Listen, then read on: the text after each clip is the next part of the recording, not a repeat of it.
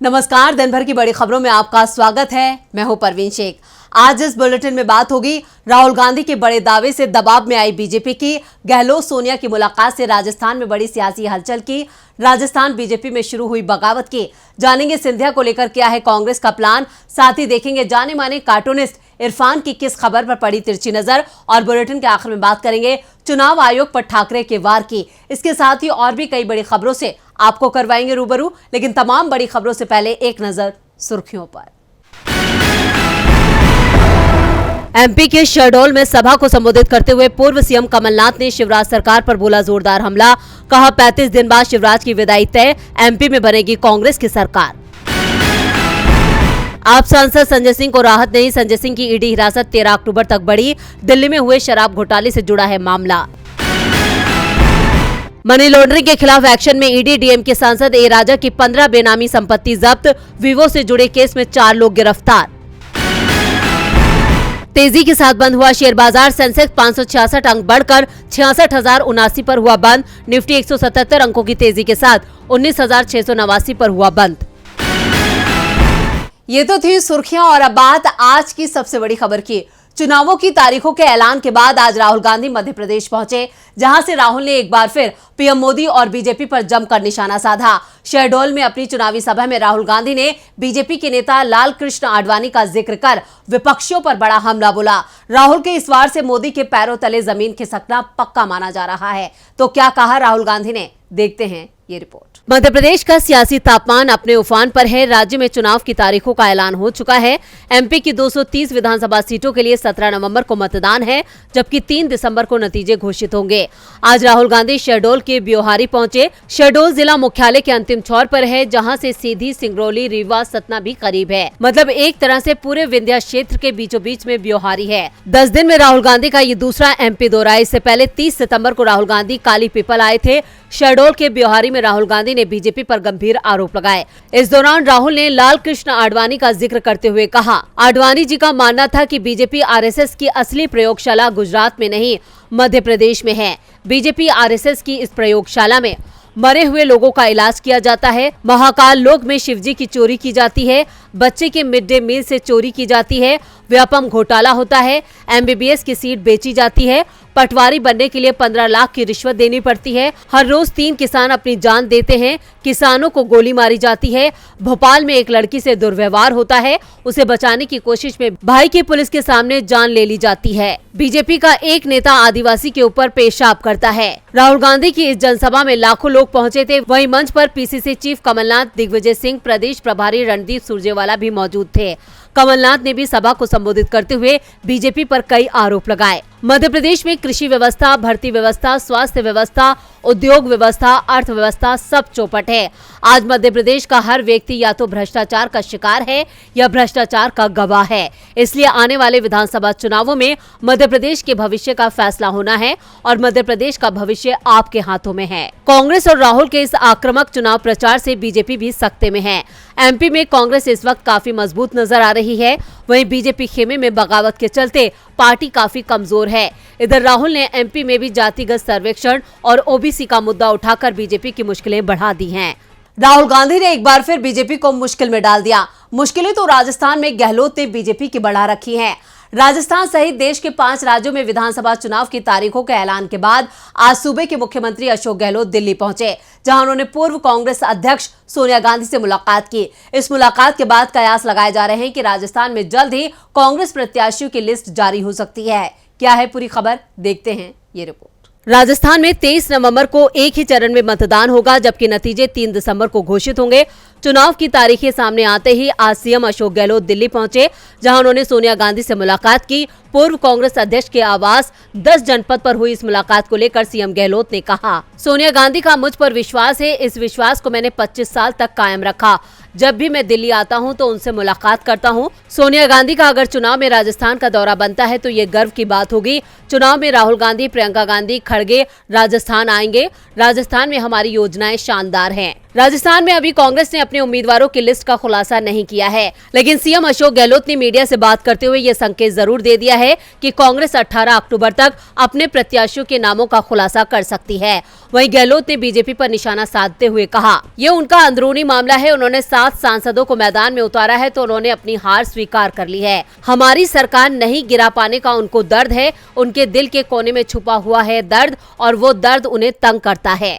इसके साथ ही गहलोत ने साफ कर दिया कि राजस्थान में अब जल्द ही आक्रामक चुनाव प्रचार शुरू करेंगे। गुड गवर्नेंस के आधार पर हम अपील करेंगे कि हमें एक मौका और दो। हम लोगों से कहेंगे कि सरकार बदलने से क्या नुकसान है। सरकार बदलती है तो योजनाएं बंद हो जाती हैं, इससे जनता का नुकसान होता है। राजस्थान में गहलोत का तोड़ बीजेपी के पास नहीं है, तो वहीं बीजेपी के पास वसुंधरा का तोड़ भी नहीं है। राजस्थान विधानसभा चुनाव के लिए बीजेपी ने अपनी पहली सूची जारी कर दी है, जिसमें कुल 41 उम्मीदवारों के नामों का ऐलान किया गया है। लिस्ट जारी होने के बाद ही बीजेपी राजस्थान में गर्मा गर्मी का माहौल बन गया है। पार्टी के खिलाफ बगावत शुरू हो गई है। क्या है पूरी खबर, देखते हैं ये रिपोर्ट। राजस्थान विधानसभा चुनाव 2023 की तारीखों का ऐलान कल ही कर दिया गया। राज्य में 23 नवंबर को मतदान और 3 दिसंबर को मतगणना होगी। आचार संहिता भी 9 अक्टूबर 2023 से लागू हो गई है। इस बीच बीजेपी ने अपने 41 उम्मीदवारों की पहली सूची भी जारी कर दी है। बीजेपी की पहली सूची जारी होने के बाद से ही बगावती सुर भी उठने शुरू हो गए हैं। राजस्थान बीजेपी ने भरतपुर जिले की नगर विधानसभा क्षेत्र से 2 बार की विधायक अनीता सिंह गुर्जर का टिकट इस बार काट दिया है। उनकी जगह जवाहर सिंह बैडम को प्रत्याशी घोषित किया है। इस पर पूर्व विधायक अनीता सिंह गुर्जर ने बीजेपी के खिलाफ मोर्चा खोल दिया है। अनीता सिंह गुर्जर ने अपने आधिकारिक फेसबुक पेज पर लिखा कि नगर विधानसभा क्षेत्र से मुझे बीजेपी की टिकट नहीं मिलने पर पूरे विधानसभा क्षेत्र से हजारों फोन कॉल आ रहे हैं कि मुझे चुनाव लड़ना चाहिए।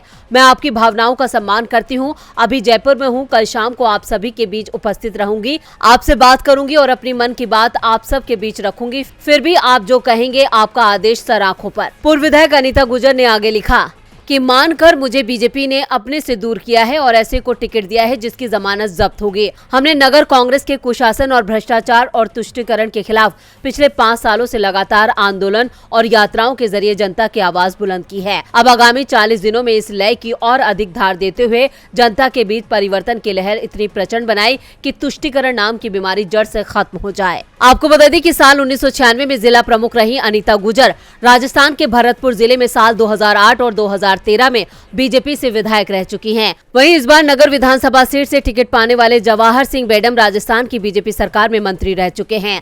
अनीता गुर्जर के इन तेवरों से राजस्थान में बीजेपी की मुश्किलें बढ़ने वाली हैं। वहीं वसुंधरा खेमे के नरपत सिंह राजवी का टिकट कटने से भी राजस्थान बीजेपी में बगावत तेज हो सकती है, जिससे मोदी और बीजेपी दोनों के लिए खतरे की घंटी बज सकती है। राजस्थान में नेताओं की बगावत बीजेपी पर भारी पड़ने वाली है। इधर एमपी में भी बीजेपी के हालात ठीक नहीं है। मध्य प्रदेश विधानसभा चुनावों के ऐलान के साथ ही अब चुनाव प्रचार में और तेजी आ गई है। बीजेपी अपने 136 उम्मीदवारों के नामों का ऐलान कर चुकी थी, तो कांग्रेस ने 140 नाम तय कर लिए हैं। इसके साथ ही दोनों दलों के बीच आरोप प्रत्यारोप भी तेज हो गया है। इस बीच सिंधिया का एक बयान सामने आया, जिस पर कांग्रेस ने पलटवार किया है। सिंधिया के बीजेपी में शामिल होने के बाद पहली बार एमपी में बड़ा चुनाव है। प्रदेश में विधानसभा चुनाव का ऐलान हो चुका है और ग्वालियर चंबल संभाग में बीजेपी के प्रचार की कमान ज्योतिरादित्य सिंधिया के हाथों में है। सिंधिया ग्वालियर में बूथ सम्मेलन में कार्यकर्ताओं को संबोधित कर रहे हैं। इस दौरान उन्होंने कहा कि समानांतर तौर पर नेताओं को तब कार्यकर्ताओं की याद आती है जब चुनाव आते हैं, लेकिन ये बूथ स्तर पर सम्मेलन हर साल आयोजित किया जाएगा। उन्होंने ये भी कहा कि ये कार्यक्रम आपके और हमारे रिश्ते की शुरुआत है। चुनाव के बाद भी ये रिश्ता आगे और बढ़ेगा। सिंधिया के बयान को तुरंत ही कांग्रेस ने लपक लिया। पूर्व मंत्री सज्जन सिंह वर्मा ने कहा, दिल की बात कभी न कभी जुबान पर आ जाती है। सिंधिया ने भी इस बात को स्वीकार कर लिया है कि जब चुनाव आते हैं तब जनता को याद किया जाता है। केंद्रीय मंत्री के बोलने का तरीका भले ही कुछ और भी हो, मगर आप लोग इसके मायने अच्छी तरीके से समझ सकते हैं। इस बार विधानसभा चुनाव में ग्वालियर चंबल संभाग से बीजेपी साफ हो जाएगी। फिलहाल तो कौन सी पार्टी साफ होती है और कौन सफाया करता है, ये 3 दिसंबर को साफ हो जाएगा, जब मध्य प्रदेश विधानसभा चुनाव के परिणाम सामने आएंगे। सिंधिया फिलहाल मुश्किलों में हैं। मुश्किलें तो नड्डा ने भी बीजेपी की बढ़ा रखी हैं। 2014 से लेकर 2017 तक बीजेपी का देश में सबसे बड़ा राजनीतिक संगठन था, जिसकी जड़ें 19 से ज्यादा राज्यों में फैली थी। लेकिन साल 2018 के बाद से बीजेपी का डाउनफॉल शुरू हो गया और लगातार बीजेपी सुकुड़ती दिख रही है। इस बीच पार्टी के अध्यक्ष जेपी नड्डा के बयान ने भी बीजेपी को बड़ा नुकसान पहुंचाया है। नड्डा के बयान पर तेजस्वी यादव ने बीजेपी पर निशाना साधा है। क्या है पूरी खबर, देखते हैं ये रिपोर्ट। बीजेपी का संगठन और जनाधार दोनों ही अब सिमटते नजर आ रहे हैं। हिमाचल और कर्नाटक जैसे राज्यों में पार्टी को करारी शिकस्त का सामना करना पड़ा। इसके विपरीत कर्नाटक में सरकार जाने से बीजेपी की दक्षिणी राज्यों में पैठ पूरी तरह से खत्म हो चुकी है। एनडीए से कई पार्टियों का टूटता गठबंधन भी पार्टी के कमजोर होने का प्रमाण तो दे ही रहा है। इस बीच बीजेपी के राष्ट्रीय अध्यक्ष जेपी नड्डा की क्षेत्रीय पार्टियों को खत्म करने के बयान पर बिहार के उप मुख्यमंत्री तेजस्वी यादव ने कहा, ऐसा लग रहा है कि वो खुद ही समाप्त हो रहे हैं। जितने भी क्षेत्रीय दल थे वो अब इनसे बिछड़ गए हैं। तमिलनाडु में दक्षिण भारत का इनका सबसे बड़ा गठबंधन टूट गया। इन्हें छोड़ दिया। इनके साथ कौन है? न देश की जनता है, न क्षेत्रीय दल है और न ही और कोई है। तेजस्वी यादव का यह बयान ऐसे वक्त पर आया है जब बिहार में जातिगत जनगणना के आंकड़े सामने आ चुके हैं और वहां ओबीसी आरक्षण बढ़ाने पर फिर से बहस छिड़ गई है। वहीं एनडीए से लगातार पार्टियां अपना गठबंधन तोड़ रही हैं। तमिलनाडु में एआईएडीएमके ने बीजेपी से गठबंधन तोड़ा है। वहीं अगले साल तमिलनाडु विधानसभा चुनाव से पहले पवन कल्याण की जनसेना पार्टी ने एनडीए का दामन छोड़ दिया है। ये गठबंधन तोड़ने का ऐलान ऐसे वक्त में हुआ था जब राज्य में पार्टी की पकड़ ढीली होती जा रही है। बीते 2 चुनावों में पार्टी ने अल्पसंख्यक वोट बैंक को खोया है। अब बीजेपी अध्यक्ष नड्डा का बयान भी एनडीए के सहयोगियों को नाराज कर गया है, जिससे पार्टी को आने वाले चुनावों में और नुकसान होना तय है। तेजस्वी के इस बयान से बीजेपी में हलचल मच गई है। हलचल तो सुप्रीम कोर्ट की सख्त टिप्पणी से मोदी सरकार में भी मच गई है। सुप्रीम कोर्ट ने एक बार फिर मोदी सरकार को जमकर फटकार लगाई। जजों की नियुक्ति के लिए कोलेजियम की सिफारिशों को अधर में लटका कर रखने को लेकर कोर्ट ने बीजेपी सरकार को आड़े हाथों लिया है। तो क्या कहा है सुप्रीम कोर्ट ने, देखते हैं ये रिपोर्ट। सुप्रीम कोर्ट ने न्यायाधीशों की नियुक्ति के लिए केंद्र के पास अटकी कॉलेजियम की सिफारिशों के मुद्दे पर सोमवार को सुनवाई की थी। न्यायमूर्ति एसके कौल और सुधांशु धूलिया की पीठ ने ये सुनवाई की थी। सुनवाई के दौरान कोर्ट ने अटॉर्नी जनरल और वेंकटरमणि से कहा कि हाईकोर्ट में नियुक्ति के लिए 9 नाम हैं। उन्हें पिछले कुछ महीनों में नए सिरे से भेजा गया था। पीठ ने कहा कि या तो उन्हें नियुक्त किया जाना चाहिए और अगर सरकार को कुछ कहना है तो उन्हें आपत्तियों के साथ वापस भेजा जाना चाहिए। ये अधर में लटका नहीं सकते। साथ ही सवाल किया कि नाम अनिश्चित काल तक आपके पास क्यों पड़े रहे। पीठ ने कहा कि ऐसा नहीं होना चाहिए कि शीर्ष अदालत को इससे जुड़े निर्देश जारी करना पड़े। पीठ में न्यायमूर्ति सुधांशु धूलिया भी शामिल थे। पीठ ने नामों को मंजूरी देने में केंद्र की ज्यादा देरी के खिलाफ शिकायत करने वाली एक अवमानना याचिका पर सुनवाई करते हुए ये टिप्पणी की।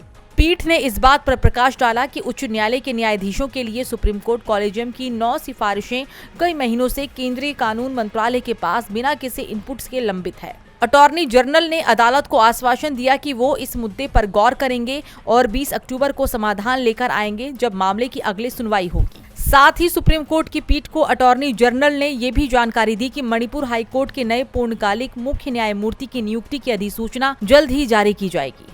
आपको बता दें कि सुप्रीम कोर्ट की कॉलेजियम से न्यायाधीशों की नियुक्ति के लिए सिफारिश करने के बाद ये सूची केंद्रीय कानून मंत्रालय को भेजी जाती है, जो इसे शीर्ष अदालत को भेजता है। इसके बाद शीर्ष अदालत कानून मंत्रालय को अपनी अंतिम अनुशंसा भेजने से पहले उच्च न्यायालय कॉलेजियम द्वारा सुझाए गए नामों के बारे में संबंधित उच्च न्यायालयों से पदोन्नत किए गए उच्च न्यायालय के न्यायाधीशों से परामर्श लेता है। सुप्रीम कोर्ट की इस तल्ख टिप्पणी के बाद देखते हैं कि जाने माने कार्टूनिस्ट इरफान की किस खबर पर पड़ी तिरछी नजर।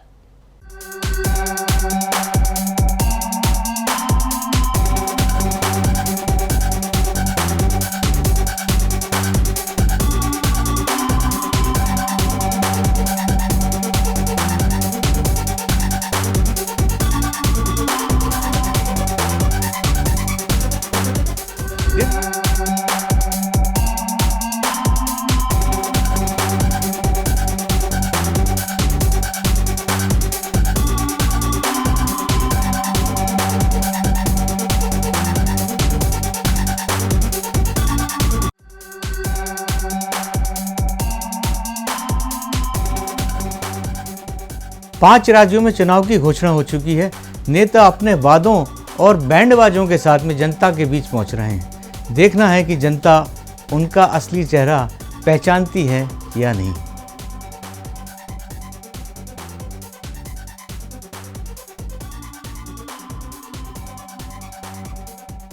बहुत बहुत शुक्रिया इरफान जी। और बुलेटिन के आखिर में बात चुनाव आयोग पर ठाकरे की वार की। 9 अक्टूबर को चुनाव आयोग ने 5 राज्यों के विधानसभा चुनावों की तारीखों का ऐलान किया था, जिसको लेकर अब शिवसेना यूबीटी के नेता आदित्य ठाकरे का बड़ा बयान सामने आया है। तो क्या कहा है ठाकरे ने, देखते हैं ये रिपोर्ट। चुनाव आयोग महाराष्ट्र में लोकसभा उपचुनाव नहीं कराएगा।